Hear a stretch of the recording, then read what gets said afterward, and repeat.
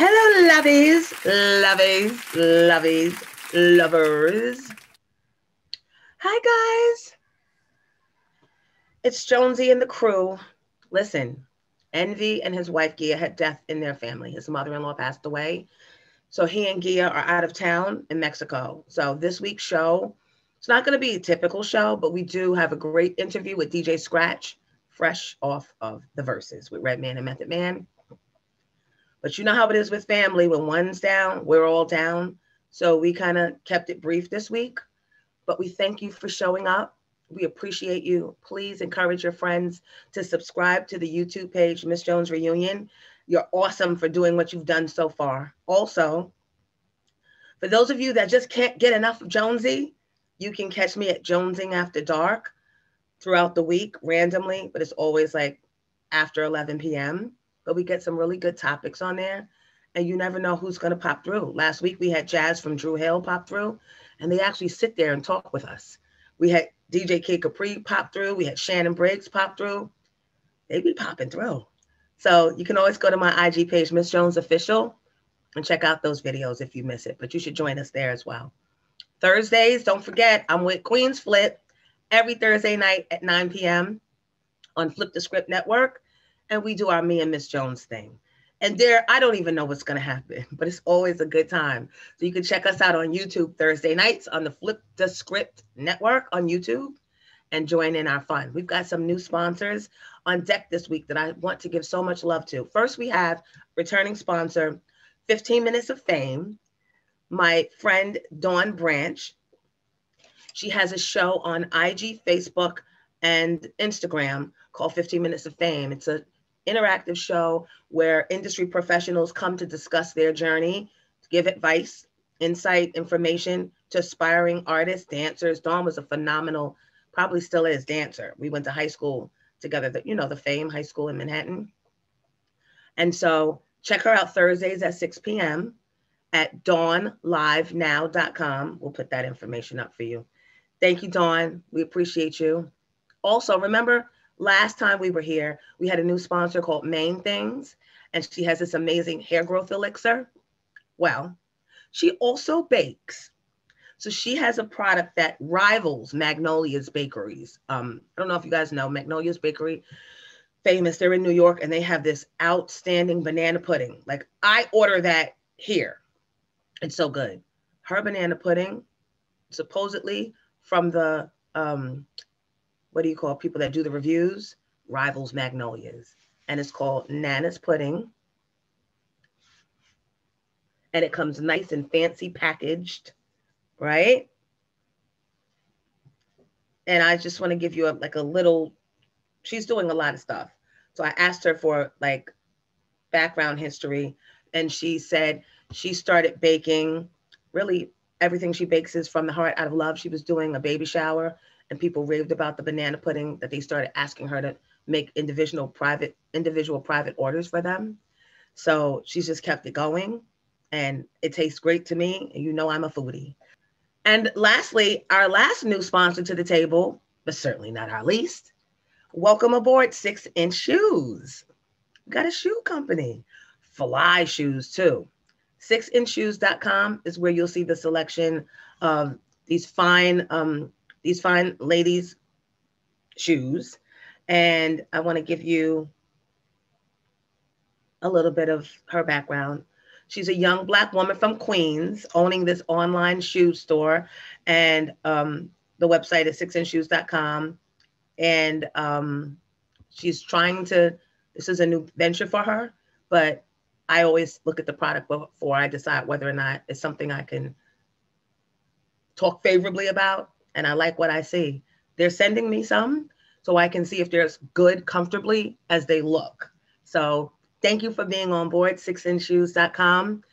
Thank you, guys. I'm not going to keep you. Let's get into the show. Ladies and gentlemen, kings and queens, welcome to, I don't even know what episode this is. 15, 16. Welcome to the next episode of the Miss Jones Morning Show Reunion. All right, ladies and gentlemen, welcome to the show. I don't even know what episode it is. Just get in where you fit in, people.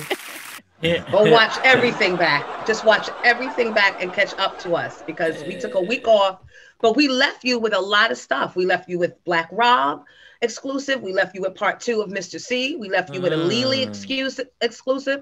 I left you with a great poem about the night before verses. A lot of great things, but we're back at it. And Envy, I saw you on the side of a highway. I couldn't even stop down. I said, Envy gonna be all right. If I'm late for this date that I've been waiting for years, and help gets on the way to Envy, I'ma really be mad. What happened? You know what? I'm actually out the country now. We're actually in Cabo. So, nice. Yeah, that's why I got the robe and sunglasses. I was out on the beach, and I just came in to take Yeah, Envy looking real Miami right now. You're about to step on the balcony, you know what I'm saying? So we were actually on our way to the airport and got a flat tire. So any other time, I would have just parked it, Ubered, and left it, and then told one of my people to pick it up. But I couldn't because it was, of course, Gil, we were running on time, so I had to fix it. So mind you, I probably have never fixed a flat ever. I just had AAA. When you're from Queens, you pay $19 a year, and AAA comes. Or if you don't, you use your friend's AAA. But that's usually what it is. And I couldn't, so I didn't know how. So for like 30 minutes, I was tightening the lug instead of loosening it. And I couldn't figure out why it wouldn't go off. And it's 6 o'clock in the morning, and something was like, you know what? Go the other way. And I went the other way, and them things came right off. I had a fly outfit on for the plane. It got all dirty, but made it here on time. So we're out here in Cabo. So we're here for a couple of days. You know what? Like I said, my mother-in-law passed away, and I didn't. We didn't even get to talk about that. We're so sorry. Yeah, definitely. I didn't want my wife to have that as a memory of our 20th anniversary. So after we, dealt with and that, congratulations on the anniversary. Yeah. Thank you so much. It was 20 years. So, we flew out here. We had a couple of trips planned, so we canceled a couple of them. But this one, I just wanted just to get away. It's just me and her, no kids. We can relax. We can drink. Well, we can't drink, but we can sit at the beach. No kids? I think. But why can't you drink? Why can't you drink? Why can't she drink? Why can't she drink? Gia is pregnant. Congratulations on that. Yeah, that's number 16. Baby number 6. Oh, 6. Oh. Take away the one. I'm gonna start calling you the Kennedys. My Lord. It ain't Congratulations. Over. 4 days to sit by the beach and have massages all day. We had a stone massage today. She can't have a long massage because she is pregnant, but I do the 2-hour massages. She can only do 50 minutes, and we just relax and just enjoying life, and that's pretty much it. Just trying to relax and reset. Now, I saw your video from Mother's Day, and it brought me to tears, but it brought me so much joy because for those of you that didn't see it, Envy was dancing with his mom and was dancing to the classic, I'll always love my mama. But what brought me to tears is that the dance his mom was doing is like the mom dance from back then. All of our moms do or have done that. Like I don't even know what the name of it is. But it's like you picking up something off the floor and come back up and you go down and you... That is the mom dance. That's the mom dance. I think it's the one-eye Willie dance. I have no idea what that dance is.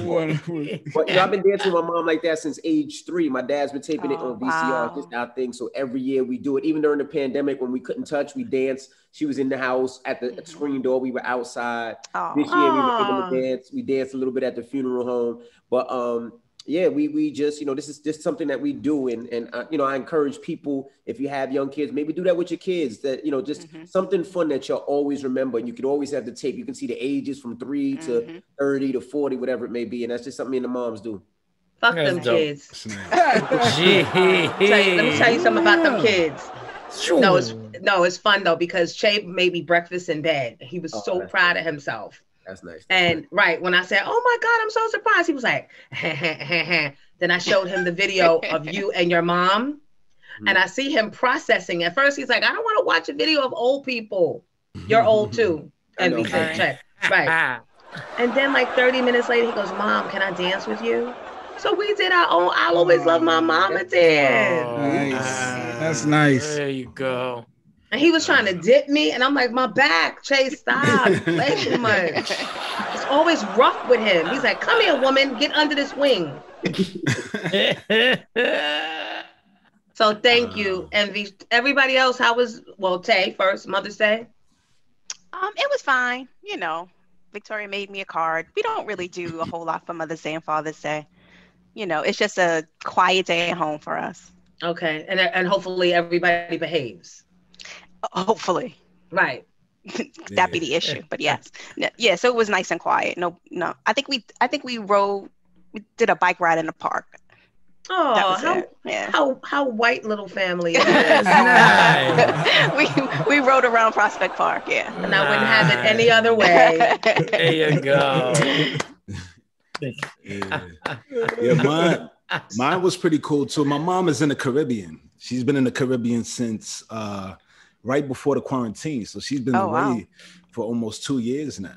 You know what I'm saying? Wow. So we haven't seen her for like 2 Mother's Days and birthdays. She's turning 80 in November. She's trying to make everybody go down to the Caribbean and celebrate her 80th because she don't want to do it alone. But I don't know if that's going to happen. But so we had the whole family on the Zoom to kind of celebrate her. So you got all these different boxes, and then here go my nephew. He want to start a fight. We don't have family squabbles on the Zoom. Yeah, so now we all barking on my nephew like today of all days. You really going to start something off? Because his son got in trouble for selling Krispy Kremes or Rice Krispie treats in school, and they thought it was edibles. So now he bringing his little nuclear family problems into the Zoom. You know what I'm saying? We got a whole Mother's Day thing. My sisters, everybody on here, and then my mother, she's an ex-teacher, retired teacher. So she's like, well, let me tell you from the school's perspective. He's like, I want to hear the school's perspective. And then it just turned left. I'm like, come on, it's Mother's Day. Can he sell me some? His sons, he got twins. They're 12 years old, and they were both selling these Rice Krispie treats and got brought in for them being, so he's upset because how could you accuse my sons of this? And, it's on their record or school record and all this other stuff. And we just like, look, my mother's like, you're not supposed to be selling anything on school grounds. It doesn't matter whether it's edible or not. That's school rules. Dang. You can't just bring in T-shirts to a school and be like, yo, I got T-shirts for sale. So it don't really matter what it is. He's like, I don't want to hear that. Hold on. So Shay, take the T-shirts out your book bag. Go ahead. The mother's work is never done. Never done. He stays selling everything at school. Hustling everything. Thank you for telling me, Shawnee. Yeah. Appreciate you. Happy Mother's Day. Yeah, so mom walks off of the Zoom. Now we just got an empty box. We all look at an empty Zoom box. Don't they make you like? Oh, you mean like mother, like son? Like how are you? But whatever. Anyway, so I call her on the phone. She comes back. We clean it up. Here go my brother wanting to share the screen and play Boys to Men, Mama. Everybody is all like, kumbaya. So we cleaned it up. It was cool though. Cool. Hey Tay, don't that bike ride seem a lot better now? You could have been part of that shit. Guys, DJ Scratch is about to join us. Nice. Right. So Scratch. We should probably get our questions ready. He's fresh off of the Red Man, Method Man verses. Which, by the way, so I've been promoting a one-hit wonder verses starring myself and some of my fellow female one-hit wonder singers. And as I'm discussing it and putting it out into the universe, DJ Kid Capri pops in and hears the idea and says it's phenomenal. And that he's taking it to Swiss. All right. And that he thinks that it would be an absolute great idea. But we agree it's going to be hard convincing these bitches that you got 2 impossible at best. That labeled as a one-hit wonder is like... But the label has to stay. That's the sell. Like, that's what people will want to watch. And once they watch it, they'll be like, oh, that was my joint. Oh. That's so dope. Kid Capri's position is lots of people have whole albums and no hit on them. Yeah. Facts. Real talk. I just thought that was a great idea. So Envy, maybe when you get back in town, you can circle back to Swiss. Yep. I'll definitely do that. I think that's a great idea. We do that. Then we do the one-hit wonder guys. That's dope. Yeah. By the way, guys, you can catch me on IG Live a lot. A lot. Today was bananas, by the way. Oh, this morning? Yes. Oh, yeah. It was like the morning after show. Because everyone wanted to know about my date. But I'm keeping all that stuff private because, you know, everything ain't for everybody. That's right. And I had to cancel my weekend at Wendy's, which is pissing me off because I'm trying to return this ring I stole from her house before she realizes that it's gone. The longer I'm away, the longer she might find out it's missing. That's so much stuff she doesn't even know, but I gotta get it back to her. Not for nothing. I'm sure she had a bunch of people at the house, so you're the last person she's gonna think that stole it. Yeah, she's going to do an intense investigation to break that shit down. Right. Well, she doesn't watch the podcast. Right, but she doesn't watch the podcast anyway. The only podcast she watches. It's the only fucking podcast she watches. Did you get it appraised before you bring it back? No. Because we want to know. Just in case, you know what I'm saying? It could be a financial situation. You just never know. Ladies and gentlemen, fresh off of the verses with Redman and Method Man, a longtime hip-hop iconic DJ. Give it up for my friend who named me S-Class, DJ motherfucking Scratch.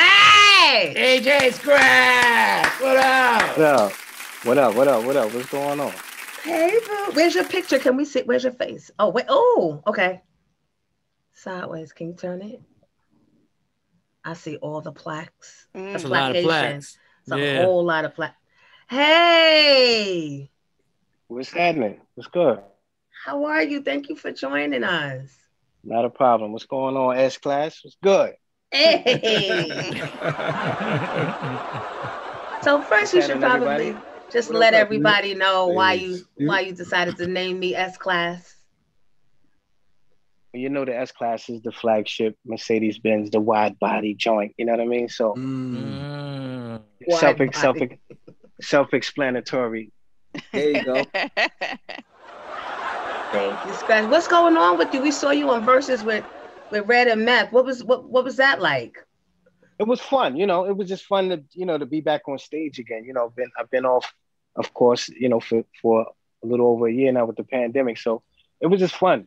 Just being back on stage with my bros. I never DJed for Red and Meth before, but of course, you know, Redman, we discovered him, and you know, Meth, his Wu family, been working with them forever. So it was just fun to be back on stage and having fun. Y'all look like y'all were having fun. Yeah. How did y'all prepare for that one? How did y'all prepare for it? How do we prepare? We just did regular rehearsal. When I did the D'Angelo verses, Method Man reached out to me, I think like the next day, and was like, yo, if you're available for 20, man, I would love for you to do me and Redman's verses. I was like, cool. So we just started rehearsing like maybe, I think like a day after the announcement, and we just started rehearsing, you know, going in the studio rehearsing. I don't smoke anything, so I was hot every day just from contact with Red and Meth. Just being in there with Red and Meth, you know what I mean? So yeah, so we just rehearsed, went to rehearsal studio, and just rehearsed, you know what I'm saying? And then of course the day of sound check, we did a full sound check with everybody. And damn near everybody came to sound check, and then we just made it happen. Y'all rehearsed, and then they always like, Scratch, surprise me, play what you want to play. I'm like, I thought y'all rehearsed. They were only playing, like they knew what song. You know how sometimes the artists, they forget the song that's supposed to be next. Yeah. Like every song that played was the order that we planned out. Sometimes they forget. And you know how like you're supposed to have the song list on the floor. Correct. Yes. On the stage and shit. So whoever's supposed to handle that didn't get those up there until like after like the first half an hour or whatever. But we just having fun. Like, yo, what's next? I'm like, all right, I got something for you. But it was the actual playlist that we planned. Dope.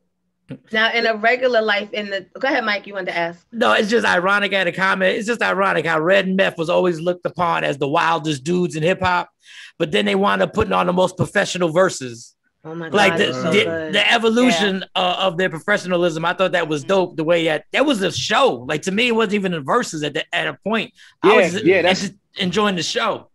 Yeah, that's how they wanted to approach it, man. They didn't want to do, you know, they didn't want to do. They love what Ray and Ghost did, but you know, them two dudes, it's like you can't sit them down and have them sit down for 2 hours. You know what I'm saying? And music is playing. That's not going to happen with them. Their energy is different. So they was like, yo, let's do a whole show. Let's do a show. Let's not just do, you know, let's not just do, you know, you against me, we sitting in a chair and, you know, we might get up and sing a couple of songs. Let's do a full out show. I'm like, I'm with it. So I just put together a dope song list where it's going to make sense with, you know, red, meth, make all of the songs go in a, you know, cohesive manner. The chick songs go with the chick songs, and rugged shit go with the rugged shit. You know what I mean? So so it wasn't a typical verses. They wanted to do a show.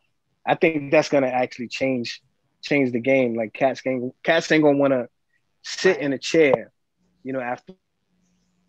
Yeah, no, because now what they did. Yeah, we're spoiled now. We see what it can be, so we want more of that. I wanted that with SWV and Escape, but that went left. And I wanted Meth to come out for that. I'm like, he came out for D'Angelo. He came out for Redman. Please, please, please. But he couldn't come out because he's still on schedule shooting for his TV show. He was shooting. He shot an episode the day of Versus as well. Wow. And flew out. Wow. Okay. Yeah, but we couldn't. We needed. I needed that. They need to change the way the Versus goes. But I will say this: if you see my T-shirt, I was completely inspired by Redman's shirt. It goes Jonesy, Wendy, and Angie. That's dope. Fire. That's cute. That's dope. So if you see, that's some nice merch. And Envy, congratulations. Thank you. On the anniversary and the new seed, man. Congratulations. Yeah, thank you. I'm actually in Cabos now. That's why I was just on the beach and I came here to talk to y'all for a second, and then I'm going back out for my massage. And that's what it is, man. Live it up. Absolutely. So, you know, can I ask a question, Jones? Go. Break down. I know you've done it 1,000,001 times. EPMD. EPMD breaks up. Right. Eric goes one way, PMD, Parrish goes the other way. Where does Scratch go? And why? Well, when it first, the crazy thing is this: I didn't even know what was going on between them. I never knew what was going on because, you know, they're friends, they're childhood friends. Right. Jam Master Jay brought me to them. You know what I'm saying? Right after they first album came out. So I literally never hung out with Eric and Parrish my entire career. Like we'd do a show and I go back to Brooklyn. So when the first time that I got a sense that something was wrong was when we was doing the Headbanger video.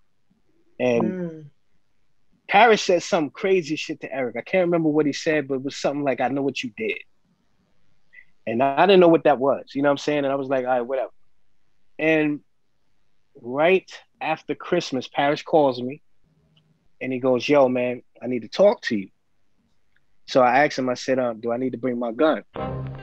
Because right before that, me and him had something. We had an issue. So I was like, do I need to bring my gun? He said, you can bring it if you want. I said, all right. Where you want me to meet you? He's like, come to my crib. So I went to his crib with my gun. So he took me in the backyard, which he never does. You know what I'm saying? So I'm like, what the fuck is going on? So we walked in the backyard, way in the back. I'm like, is this dude about to ambush me in the backyard and shit? God so and it's, you know, it's the winter time. It's like right after Christmas. So he was like, yo, man, me and Eric broke up. I'm like, what? It's like, yeah, man, you know. And then he started telling me everything that happened because he knew I didn't know what happened. He was like, so I'm like, why didn't you say this when it happened? You know what I'm saying? He was like, yo, because I wanted Redman and Das Effect's careers to actually happen. Because if I pulled this trigger to break up with Eric when it happened, Das Effects and Redman would have never happened. Wow. I was like, wow, so you held this shit in all that time? He was like, yeah. I was like, shit, you better than me. So he was like, yo, so why he couldn't tell you in the house? Why he had to go in the backyard? And why are you taking meetings that you got to bring a gun? No, I'm playing. Hey, I'm from a different place. I see. You know what I'm saying? But you know, Paris is he's weird like that. You know what I mean? But I guess he didn't want to have that conversation in the house. You know what I'm saying? With his ways and his kid. You know what I mean? So, so he was like, yo, so he said, you know, I'm gonna go on break. You know what I mean? Try and figure out what's going on. You know, with my life, career, and all of that. He said, but yo, I'm gonna eventually start. I don't want to quit rapping. So when I do start rapping, do you wanna join me? He actually asked me that, and I said yes. But I never heard from Eric. Parrish called me. Eric never called me. So that's why I've rolled with Parrish. But at that same time, you know, that time waiting for Parrish to get ready to get back to work, you know, that was my first time home in like 4 years. Like we was literally on tour for like six months out of the year for 4 years straight. So that was my first time being home. You know, I was the first one to have a kid. So that was my first time being home and actually having time to do shit like make music. Mm-hmm. So I started making beats because now I had time to do it. I didn't even need a car because I was always on the road. So it didn't even make sense to me to pay insurance or whatever when I'm never going to be home to drive it. So I bought a car and just started making beats. And then eventually, like 1995, I ran into Busta Rhymes at Rampage crib one day. I went to play beats for Rampage and Busta was there. Rampage didn't like the beat and Busta was like, yo, can I get that beat? And that beat wound up being the first beat of his solo album. But that's what happened, Envy. So after they broke up, Parrish reached out to me. Eric never reached out to me. Got you. Damn. Wow. Was that record Woo-Ha? Do My Thing. Ah, right. Okay. And that was after he had broken up with Leaders of the New School. Right. For the second time. He got kicked out of Leaders. He got kicked out of Leaders. He didn't even break up with them. They voted him out. Wow. Twice. Wait, what? Oh, damn. Wow. But they regret that. Absolutely. Man. Twice. Wow. Yeah, I got a quick versus question real quick, if we could go back there. There was two awkward moments that I noticed just as a fan watching the computer that you were involved in. It was one where the RZA was trying to leave the stage and it seemed like you was trying to make this announcement and he didn't necessarily know what to do. And that was a little thing. And then another where I guess there was an intermission and it seemed like Red and Meth didn't know what to do. And Red is like, what? We just getting warmed up. Yo, this some bullshit, yo. You fucked up for that. And you was like pushing him off the stage like, go, go, go. And he's like, yo, that's fucked up, Scratch. Like, what was, you know, some of these those weren't awkward. Those were just fun. Because me and RZA never planned on making the announcement that me and RZA just did an album. So I was like, shit, since he's here, the whole world is watching. We might as well make this announcement. Absolutely. You know what I'm saying? So he didn't get it at first. And he was like, and then I was like, no, I'm talking about the shit that me and you. He was like, oh, and then he made the announcement. So, and then with Red and Meth, the crazy shit was when we were rehearsing, because we had to do 2 hours, 20 songs a piece, and keep it in 2 hours. When you're in rehearsal, it seems like it's gonna go fast as hell. And I told him, I'm like, it's not gonna go as fast as you think once this shit really happens. You know what I'm saying? And so when it got to the intermission song, they didn't think that it happened that fast. They thought it was you know, it was too early. I'm like, no, it's really that time. He's like, for real? I'm like, yeah, so that's what you saw. I'm like, get out of here. You know? He was really cursing you out. Like, go in the back because they love to perform. You know what I mean? Right. They love to perform. The funny shit was, this is the real thing that was in, like, when we announced that me and RZA was doing the album and Red was like, wait, nigga, I've been asking you for beats for 2 years and you did a whole album for this nigga? He was really pissed. He called me the next day too, like, yo, how you going? That shit was funny. Like, that was What was a DJ classic was when your laptop went down. Because I felt your pain. Right. Because it's nothing. You know exactly. It's not, you got to shut it down and just like, look, guys, keep talking. It'll be back in about a minute. And you know what it was, Envy? It didn't even shut down. It just started acting real weird, like glitchy. You know, like when the needle's dirty. Yep. And the wave, it was doing that, but the needle wasn't dirty. But you know how Serato is sensitive. Like sometimes you can't. You have to shut everything on one after another. You got to shut the mixer on, turn the mixer on, then turn the laptop on, then open the Serato. Right. But don't plug it in. You know what I mean? It's you know, Serato's real funny. So when I noticed that, the first half of the show, I would throw the record on with the turntable and then switch it into internal mode. Right. And once I noticed that the sound was acting real weird, I would just switch it into internal. They didn't know that, but then there were songs that was coming up where they needed me to scratch and drop records in. So I was like, let me fix this before we get to that. Got you. Because that's when it would have been a disaster. So I was like, just let me shut this shit down and reset it. So there's a science to this DJing thing, huh? Oh, yeah. Look at absolutely. you. you have to know when to you gotta make adjustments sometime when that technology starts bugging out.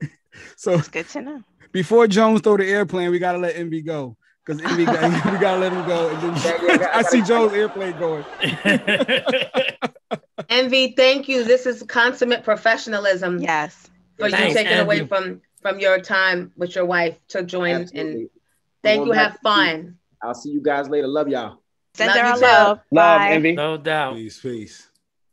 Saw the airplane coming out. So too much that's DJ talk. Too much DJ talk for Jones. Can I do one more DJ talk, Jones? Just one selfish one. Scratch. You have no idea. I was born in the Bronx, but I was raised in South Jersey, right across the bridge from Philly. So there was always a competition, but New York always had it on Smash. There was nothing Philly could do. Every rapper was from New York. But then Jazzy Jeff and Cash Money came out. And all of a sudden, they go to New York. Jazzy Jeff wins the supremacy battle. And now they talking shit. And I can't find a DJ in New York right now at that moment that was doing what they were doing. Like, they were doing some crazy shit that I had never heard before. I had never heard nobody do what they were doing until you came out. And I finally got somebody that I could actually rep and be like, but did you hear Scratch? So I just want to tell, dog, you don't know how much in that little town in South Jersey, how you held New York down for me. Because without you, once Barry B lost to Jazzy Jeff, they wouldn't let me stop. They wouldn't let me stop hearing about it. Like it was every day. It was, and I love Jazzy Jeff. Yeah, I remember that because it was Jeff won in '86, Cash won in '87, and I was trying to get into the battle in '87. But you remember that battle, New Music Seminar, was industry only. That's what made it great, because only professional rappers and professional DJs competed, which I wish they would do now. But DJs and MCs, there's too much ego involved. Nobody want to take an L anymore. But that's what it was back then. And '87, I didn't have a record out. I didn't have a label to sponsor me, so I couldn't get in when Cash won, because I would have won that. I would have fucking destroyed Cash.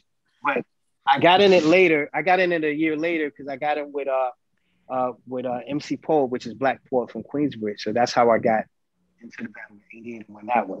Because I was just like, I was like, yo, I can do all of that shit. That shit ain't nothing. I can do all of that shit. People, my hood and my town see the shit that I can do, but the industry, of course, didn't see that at the time. So once I finally got my moment to show motherfuckers, I showed. You do actual tricks, like you do like physical tricks when you're like acrobatics when you're mixing. And I feel like with this new surgence or this newfound respect for the DJ, if you will, that has happened during the pandemic, when we wound up relying on you guys to keep us entertained and to keep music in our lives, to keep us from getting depressed, I suppose. Do you feel like D-Nice is doing something that's new, or do you feel like you were doing that and more before the pandemic? It's not a feel if he's doing anything. No, this is a fact. It's a fact. D-Nice, what happened with him, that lightning in the bottle moment was epic. It was great for all DJs because it put the light back on DJs. I'm glad that shit happened. But as far as him doing that. He wasn't the first one to stream, and he knows that. Everybody else that follows DJing like that knows that. Like I've been streaming online since 2009. I have my own web. I have my own platform since 2009. Where we video stream. I built the website with a screen and a chat. Yeah, Scratch Vision. With a screen in a chat room, live chat, like how Instagram is now. This is before Instagram. So yeah, so everybody knows that I was doing that shit way before everybody. D Nice was a Scratch Vision member since 2012. But what happened for him was epic for everybody because it put the light back on the DJ. And I told D Nice that, like, what you did is you shine so much light back on the DJ, and it made more people aware of Scratch Vision as well. Because once everybody was, locked in, you couldn't go to clubs or anything like that. You started seeing people jumping. Well, when D Nice jumped on Instagram, every DJ and their mother started going live on Instagram. You couldn't swipe anymore without popping in somebody's live by mistake. Like, what I'm saying? Like you'll swipe down, the next thing you know, you in somebody's live. They're like, "Oh shit, Scratch, what's up?" I'm like, "How the fuck I got here?" I'm sure that happened to y'all before. Yeah. So the great thing was, when everybody started going on Instagram Live, and I was also DJing on Instagram Live as well when they added that live feature in 2016. But of course, everybody wasn't paying attention to that. DJs weren't paying attention to it. Artists weren't paying attention to it. But when everybody jumped on after D Nice did, and of course, everybody's going live from their phones or from the iPads. But the next time I jumped on live after the whole D Nice move, the D Nice moment, and they saw how my Instagram looks different from everybody else, it was like, wait a minute. How does he have 4 camera angles and visual effects, all of this shit on Instagram? How's he doing that? And, people, and my normal follower in the chat room will be like, this is coming from Scratch Vision. He's just streaming it to Instagram from Scratch Vision. So they're like, what the hell is Scratch Vision? So they're sending the links. And then they go to Scratch Vision and then they see, because, Instagram, it's not made to do what I'm doing because I'm hacking into it. Right. But, so it's not HD quality, but when they go to Scratch Vision and they see the difference, it's in 4K, clear visual effects, a chat room where you can add pictures and GIFs and videos. Like my chat room is different. And even when we go, even when the screen, when I'm done doing the show, the chat doesn't shut off like how Instagram does. So when they seen the difference, everybody would just stop doing Instagram and come over to Scratch Vision. So nice. So after the D Nice moment had happened, Scratch Vision it spiked like 3,000%. Wow. Oh, nice. Yeah. Your Scratch Yeah. Vision was so dope. It is so dope that when Versus first came out, and remember they were having all the problems, they were having the legendary problems. The first thing I was like, why don't they just do that shit on Scratch Vision? Everybody was beating Swiss Instagram up like, yo, do this shit on Scratch Vision. You would never have a problem. You never have a problem. Everybody was saying that. Everybody was mad at Swiss about that, about not doing it on Scratch Vision. Yeah, and I sent them a proposal, video proposal. I'm like, Swiss, I can put you, Timbaland, and the 2 contestants all on one screen. Wow. And stream it to Instagram as well. Stream it to wherever you want on Instagrams. It'll live, the home base will be on Scratch Vision, but we can actually stream it to Instagram for the people that just want to stay on Instagram. So I showed them, like, I had it set up and showed them the whole thing. But at that time, they didn't even do a deal with anybody. They wasn't even thinking about doing a deal with anybody. They just wanted to keep it on the gram. So, that's what it was. But everything worked out. Well, I just downloaded the app. Yeah, it's dope. I just downloaded the app. Cool. Yeah, so did I. This shit is fly. This shit is dope for real. So I have my own dope Versus idea, and I'm like, I just need more confirmation that the idea is dope. And hopefully you'll be one more person on board that could tell Swiss that this is something he might want to be a part of. So my idea is to do the one-hit wonder verses starring myself and 5 of my other R&B female one-hit wonder or 2 and a possible friends versus Little Mo and 4 or 5 of her. I think that, you know, people who have one hits shouldn't be excluded from it just because they only have one hit, because some of those hits are classics. You know what I'm saying? And you know, the criteria is 20 hits, but this is our shit now. You know what I mean? We own it. So we can make our own rules. So with D'Angelo, what happened with D'Angelo was a perfect example of we can change the rules because it's our shit. You know what I'm saying? So like 5 or 10 one-hit wonders against 5 or 10 other one-hit wonders. Because they don't have 20 songs, so just put 10 artists on each side to battle each other. Right. I think it'll happen. But I'll definitely put your name in the hat.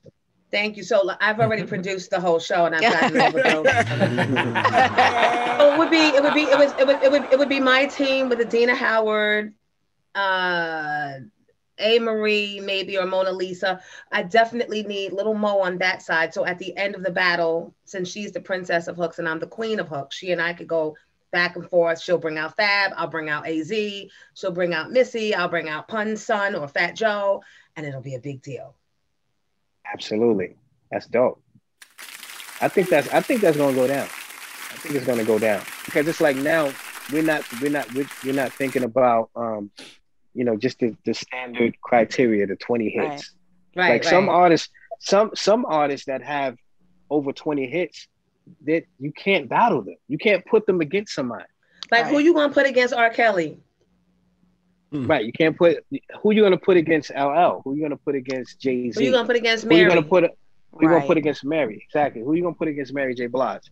Some of these artists just are gonna have to just do a performance. Right. To celebrate their music, like how D'Angelo's wasn't that planned, but it wound up being that. So what we did with D'Angelo, I think that needs to be done with Mary. That need to be done with a Hove. It need to be done with a couple of artists where you can't even put them against anybody because it doesn't make sense.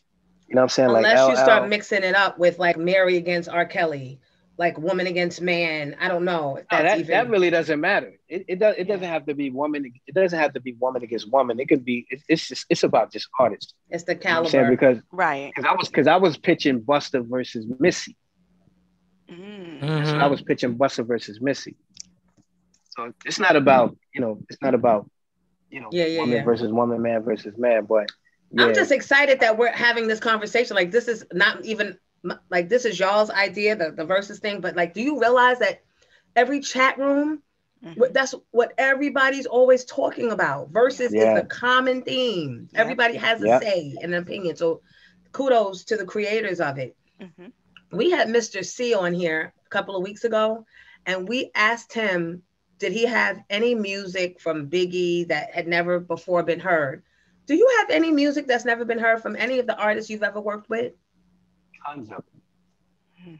Like who? Shit, I got like Busta. I have like, I would say about 40 unreleased Busta Rhymes records that I produced by myself. I have about 40 unreleased records. I got a bunch of EPMD shit unreleased. I got Redman. I played Redman while we were at rehearsal for verses. I played. He didn't. I just threw the shit on and just watched his reaction. Did he remember? It took him a couple of seconds. Then he was like, "Yo, how the fuck did you get that?" Like, motherfucker, I was there in the studio. And yeah, so I played him 3 songs that he didn't put out on his first album. Wow. What are you gonna do with that stuff? I don't know. But I have a lot of unreleased stuff. I think, well, the EPMD stuff, I'm definitely gonna put that out. It's gonna be called, I already got the title for it. It's gonna be called Unreleased Business. Yes, in the theme.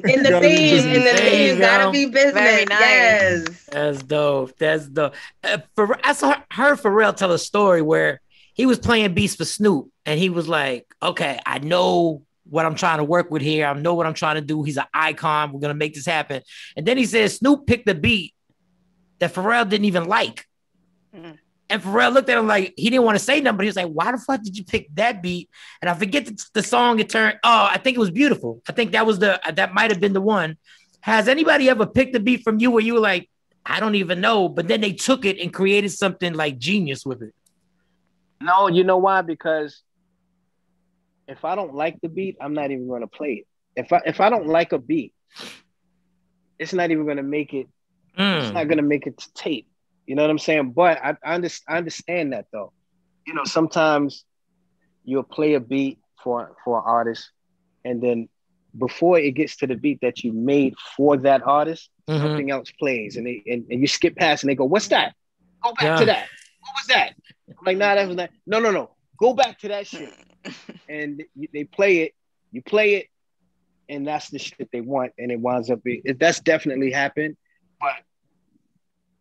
After that happened, because I made a beat for somebody, and the artist wound up taking that beat, and it wasn't meant for them. So what I do now, well, not now, but what I've been doing like since like the last 20 years, let's say I'm making a producing a joint for Miss Jones, I'm only coming one beat. I don't like playing 15, 20 beats for artists. Like they used to have this thing called cattle calls. I don't know if they still do it, but a cattle call is when a bunch of producers come into the studio and play beats for one artist. So let's say DMX was working on his album, and all of the hottest producers at that time, the label calls them in, and everybody goes in there and they playing like 10, 20 beats, and you might be producer number 10. So he done heard about 100 beats before he got to you. His ears is already shot. His ears is already shot by the time he gets to you. So when I come to the studio, I just want to play. I'll make a beat for that particular artist, and that's it. It's about bespoke for me. You know what I mean? It's like being a chef. I don't want to, send you beats. I don't even like emailing beats, because I'll email. Let's say I email you 5 beats, and you go, "No, I'm not liking those," and send me some more. So instead of going through that constant back and forth, keep sending them shit until they like it. Like, yo, why don't you come and sit in the studio with me and let me make something and get the shit right one time, so we ain't got to keep going back and forth. So it's like cooking, you know what I mean? So it's like you cooking for somebody, you send them a dish, you don't know they don't like onions, and they go, "Yo, this shit looks good, but y'all don't eat onions." It's a wasted meal, it's wasted time. Like, yo, you know what? Come in the kitchen, let me cook this shit. You let me know what you don't like, what you're allergic to, so we can get this meal done right the first time. So that's what I do. Interesting. I like the analogy. What do you think about this new Nicki album, or the if you're gonna call it I don't even know if you're calling it a new Nicki Minaj album. I didn't even know she had an album. I didn't even know she had an album. Like when I'm working on an album, I don't listen to other music. I don't want to get distracted. So I'm finishing this RZA album right now. Once that's done, then I'll open back up and start listening to whatever's going on out there. But she has an out. I thought she retired. Everybody has bills. Yeah, I get it. You have one plan and God has another. Nah, I totally get it. Yeah. Totally. And so with the RZA album, what was that like? What's different? What's new? Is anything new and different? What's the plan? The rollout plan? It's his alter ego Bobby Digital versus the RZA. Okay. If you ever listen to any Bobby Digital, which is Bobby Digital is way to the left. You know what I mean? So it's Bobby Digital versus the RZA, and I'm producing a whole album. I'm just honored to work with the RZA. I was always a Wu-Tang fan. I worked with the Wu-Tang as a collective and individual artist before producing, but it was great just to work and just for a super producer to let another producer produce their whole shit. That doesn't happen. Wow. That doesn't happen in hip hop. Too much that ego says a involved. Lot. Right, but that says a lot. That you know what I mean? Right. It's like that shows that how much respect that he has and how much he trusts me to, and the shit is dope. It's not for radio, of course. It's just some Bobby Digital versus a Wu-Tang and boom bap shit. That's it. But Are what I you wanted doing to do, Go ahead. what I wanted to do though is I wanted to make like some Wu-Tang shit. Like we're missing that, and I told them that. I tell all of the Wu-Tang members, we need to get back to that Wu-Tang sound. We need the kung fu skits. We need all of that type of shit. And I know artists, they like to create and try different shit. So they, you know, and while they're trying to create, they're straying away from their sound, but they don't pay, they're not paying attention to that because they're trying to do whatever they do. I'm like, I want, and this is what I told Riz. I'm like, I'm going to give you a Wu-Tang album, kung fu skits, Wu-Tang sound and shit, soul samples, all of that type of shit. The shit that me as a fan wants to hear from anybody from Wu-Tang. So that's what I bought. So are you guys doing any of the work at his house out here in Jersey? Because you know I live across the street from him. Oh, you are? Okay. No, he actually did everything when he was in LA. I sent him everything that I wanted him to do. And this is the only time I'm sending beats to somebody because we already, you know, really decided what we were gonna do. And so he did what he did, sent me all of the sessions back, and then I just, you know, finish up everything and start mixing and adding scratches to joints that need scratches, and that's it. But he did everything before he even came back to Jersey. Okay. This is exciting. When do we think it's going to be done? Like rolling out? It's coming out in August. The first record we dropping is going to drop in June, like second week in June. That's soon. Yeah. Damn. Summer gonna be on fire. Okay. Yeah, hopefully. We need it. We need that. What's your ideal post-pandemic tour lineup? Post-pandemic tour, man. I want to see Beanie Man and Bounty Killer.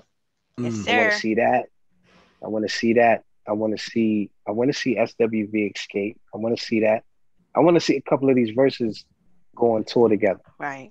Who else? I want to see the Isley Brothers, Earth, Wind and Fire. Wow. Yes. Kool and the Gang and the Commodores. Oh. That's what I want to see. That's good music. Yeah. That's an adult ticket price too. Exactly. Damn, who closes the show? I think they should just all close together, like, you know what I mean? Like, God.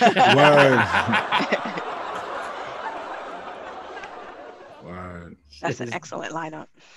So Scratch, as a producer, I always wondered if this is stealing or if this is something that just happens. There's always a producer that gets red hot, just gets fire and is running music for a period of time. Let's say Timbaland, when he obviously he's still rocking now, but there's a time when but then his sound seems to be copied by other producers. Do you just take that as that's just a part of the business and that just means I'm doing my job? Or do you take it as you people are just fucking stealing right now and you're stealing my sound?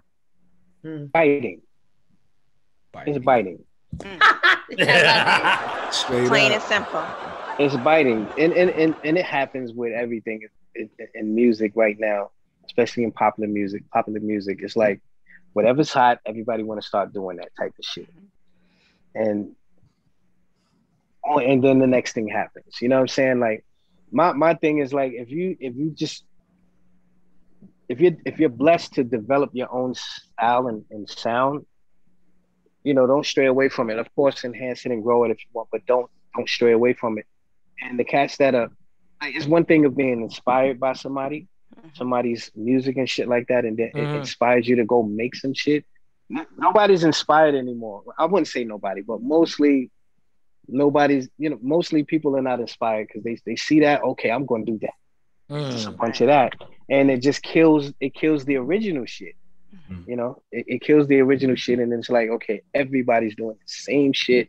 When is somebody going to break the chain and do something else? So it's just been a cycle. Yeah, they be scared that they're not gonna and that they're not gonna be accepted, or that they're not gonna win or get the bag. That's what I think. Yeah, scared to be different, and history tells you if you do something if you do something original, it lasts longer. Like even with what he was saying about Jazzy Jeff and Cash Money. When I did the scratches on So What You Saying, I didn't want to transform because everybody was trying to do that because they heard Jazzy Jeff do it. I'm like, I'm not gonna do that. I'm gonna make up my own pattern. They're transforming. I'm gonna do something better. I'm gonna top that. I'm gonna scratch in reverse. Nobody's never done that before. And that's why my scratches on that song stood the test of time, because I didn't do what everybody else was doing, what was popular at that time. This guy just dare to be different. But honestly, we would expect everybody to do that, but everybody's not built to just be different, unfortunately. Right. And you know thankfully, because if everyone was different, then those of us that are different wouldn't necessarily stand out. Stand out, exactly. So Mm-hmm. I am honored to have been able to talk to you after all this time, my friend. And I'm so honored to be your friend because you are so talented and you are so wise and you're so easy to talk to. Corin from WBLS sends her love. Oh, man. Tell Corin I said hello. I got to give Corin a call. She's on her honeymoon anniversary. Everybody's having an anniversary. She's in Mexico too. So, but she was like, oh my God, you're having Scratch? Send him my love. So I wish you the best, guys. If you have any other questions, I'm sorry. I have an offbeat question. Did you create Scratch Academy? I always wondered that. No, I didn't create it. Jam Master Jay created it, but he named it after me. And I knew Jam Master Jay was a part of it, but I thought maybe you and him together, but it was named after you, but that was all him. And he just showed the love. He named it after his favorite mentee. You can see that. Oh, nice. JMJ, Hollis Queen. They see me. When they see me, they see him. That's respect. That's dope. That part. And Scratch Academy, is it still moving? Is it still? Yes. And they have Scratch Academy in different locations. They got one in Miami. They got one in Los Angeles. They're moving around. Still doing good. People are still interested in trying to be professional DJs in that way, or are they all like computer YouTube DJs at this point? Nah, well, everything is a computer now. But I say this, man, like, it doesn't matter what you're using. If you whack, you whack. So whatever you're using, the goal is to rock that crowd. So depending on what type of party you're doing, the crowd don't care what you're using up there, as long as you're making people dance. But yeah, people definitely want to be DJs more now than ever. Like DJing is the shit. You don't have to carry crates. Yeah, you don't have to carry crates. You ain't got to bruise your ribs with them damn crates. This is my last one. You ever sell a beat to somebody who you really didn't think could rap, but Absolutely they had the not. money? No. Okay. All right. Because you know why? Because, and it's definitely been a lot of cases where I turned down some bread, especially a lot of street money. Cats in the street, they want to buy, they want to buy their way into the game and shit. But I can't do it because I look at my work as investments. You know what I mean? Like as stock. So for example, like I don't want to give a beat to somebody, but and I look at this because I know I've seen the end of that rainbow. So for example, if I make a beat and this beat is a dope album cut, and you give it to somebody and they make it a dope album cut. But if it's a beat that I know that's a potential hit single, and you give it to somebody and they don't do their part to make it a hit single, and it's an album cut, and I'm like, I listen to it like, I don't like this song. You know what I'm saying? Like, it's not about the money for me. It's about the longevity of it. Like, yo, let's make a record that's gonna last 20 years. Like, yo, I got records that are 20 years old that are still playing on the radio, still playing somewhere in the world, still generating money, still being licensed in movies and commercials and shit like that. We have to make a record that's gonna last like that. I don't want you to waste this record. So go back in and write something better. And if they can't do that, then I take the beat back and give them back the check. Wow. But if it's somebody that can't rap at all, I don't even want to be involved in it. So then, Yeah, so then there's a lot of money from Atlanta that just gets left on the table. Shady. Yeah. and you know, it's a toss up because yes, like these kids' songs are on the radio all day, so that's great publishing.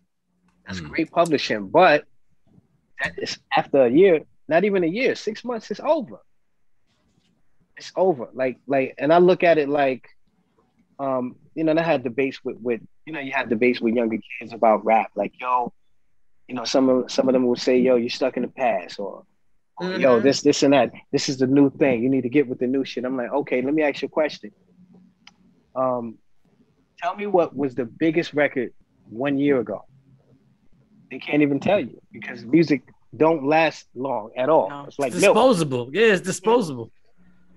And it's like, that's the problem. Like, shit, and I'm not, and it's like, you can't understand that because you didn't live that. Like, these kids grew up in the youth, they were born into the YouTube era. Yeah. So they don't understand, getting 24 beat, 34 beat, or getting 5/4 beat, doing that record, and that record lasts 20, 30 years. They don't, they haven't lived that to understand it. So, you know, I talked to a lot of young kids and explain that, like, you know, it's about longevity. They don't have an example to go on. Right. Because even with the radio doesn't play music past a year ago. Yeah, exactly. Really? Their throwbacks last year. They don't even play old shit at all. So it's programming these young kids not to even fuck with anything old. You know what I'm saying? They're programmed like that now. So it's just like, so they're not thinking about that. They're thinking about now. I got to make another record. All right, it's 4 months went by. I got to make another record. And it's like, dog, you can make one record to last you for 2 years and tour for 2 years off of one record. For real? Mm-hmm. Oh, how? I'm like, don't do what everybody else is doing. That's right. Don't do what everybody else is doing. And I'm so glad you said that, Scratch, because for real, at a certain point, I thought it was me. I said, maybe I am getting old. Mm-hmm. I said, maybe because things really have now, being that I was on radio for so long in Dallas, it's like every song almost sounded the same, but I felt like I was my parent now. Mm-hmm. I felt like I was the old person saying everything is sounding the same. It's not that. Like, and the difference is this. Our parents didn't have hip hop. Right. We got hip hop. Yes. So we know the difference between good and bad hip hop. Yes. It was whack hip hop in our era too. Yes, they were. A lot. The only difference was it didn't make it to radio because the DJs policed it. They wouldn't let the whack shit get on the radio. Now it's out of the radio DJs' hands. It's out of their control. They have to play anything that their boss tells them to, whether they like it or not, whether they like the music or not. All of the power has been taken out of the DJ's hands. So that's why anything niggas rapping completely off beat is on the radio. It's on the radio. That would never be allowed. It wouldn't allow to make it to the radio. Right. Back in the days. It's like there's nothing policed, and like I said, they don't play anything from the past. Like past a year ago. So like I was sitting right on this couch. It was me, DJ Self, and he brought one of his young rappers in, right? So Self is telling him, he's like, yo, you see all these fucking plaques in here, all on the walls and shit? And he was like, yeah, man, that's all that boom bappity shit. And I was like, no, all of this shit ain't boom bap. I said, but I'm gonna tell you something. I'm going on tour tomorrow. I'm going on tour in Japan tomorrow and you see this plaque right here? See the year 1988? I'm going on tour for that particular project right there. Wow. Right now, 30 years later. That's what y'all niggas can't do. I said, no disrespect to anybody. I said, Little Flip, that whole era, that Little Flip era, the ringtone era. Mm-hmm. They're not being played anymore. They're not being booked anymore. None of that type of shit. And it's not their fault. It's the system. The system has made y'all not respect anything that was older than a year ago. And the records are too disposable because all y'all making the same type of shit. I said, but I'm still touring from shit I did 30 years ago. And y'all can't tour from shit y'all did a year ago. And these numbers are so inflated, and this is where I felt like I was sounding old again. But I was like, these numbers, and if I see another person say the highest stream song ever in a trillion streams, and I sit there and I try and tell them, okay, when a rapper or any individual back when we were coming up sold 5 million records, that was 5 million people that had to make the effort to actually go to a record store. If Michael Jackson had released Thriller and all we had to do was tap on our phone, he would have sold 1 trillion records. Right. He would have broke the whole internet literally. He would have broke it. Like a million streams is what? Like it's like $3,000. I don't know the exact numbers. I didn't even know that. Yeah. 1 million streams, you get like $2,000 or some shit like that. What? Well, I hope these young people are listening because you just, laid it all out for them. I hope they're even listening. the streaming companies are robbing the shit out of us as well. It's all about, and I'll drop this jewel so anybody that sees this, they can take this jewel and run with it. Like the streaming companies, they're killing us. They're literally financially raping artists. It's like, I think it's 2,000 or 2,500 streams equals 1 record sale, which is crazy. Wow. And you're literally getting like a penny or half a penny per stream. Wow. Which is insane. Half a penny.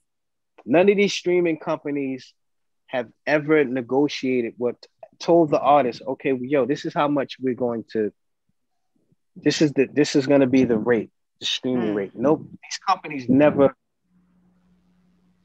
negotiated with artists, songwriters and producers. They just said, this is how much we're going to give y'all. So imagine you have your clothing line and you making your own clothes in the house and you hand them to somebody else to sell for you. And you want to sell your shit you want to sell this one sweatsuit for $100. You give it to them to sell for you and they sell it for $10. That's what's going on with the streaming companies. Wow. And they selling it for $10 without even negotiating, without telling you. It's like, this is how much it is. And that's it. So they sell it for $10. They're gonna take their cut. So you probably get about $6, $5 back. That's what's going on with our music right now. It's unbelievable. They're selling our shit for how much they want to sell for and paying us how much they want to pay us. Like it takes $500,000 to make it. Let's say it takes $500,000 to make an album, and they're gonna tell you, all right, we're gonna give you a half a penny per stream. It's crazy. Unbelievable. God damn. So I would say to all artists, collect your own data. And that's what I started doing with Scratch Vision when I launched Scratch Vision in 2009. Collect the data. That's the most important thing. Collect the data. The data is the emails of every person that's streaming your music. Don't let these companies stream your music and giving you pennies for your shit when it's worth hundreds of dollars and thousands of dollars, and just sell directly to the fucking customers. Take them out of the cut that middleman out, because the middleman is robbing you. The middleman is selling your $100 product for $1. Wow. Cut them out, and that's what's going on. So collect the data, because they collect all of the data. If we collected all of the data of everybody that's streaming our shit and sell our shit directly to the customer, you can make an album and sell 10,000 copies and be rich from just selling 10,000 copies.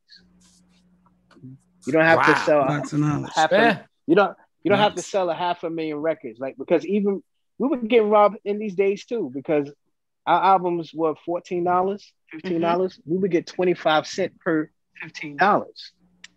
So we would have to go gold or sell 1 million to get a nice to get a nice royalty check.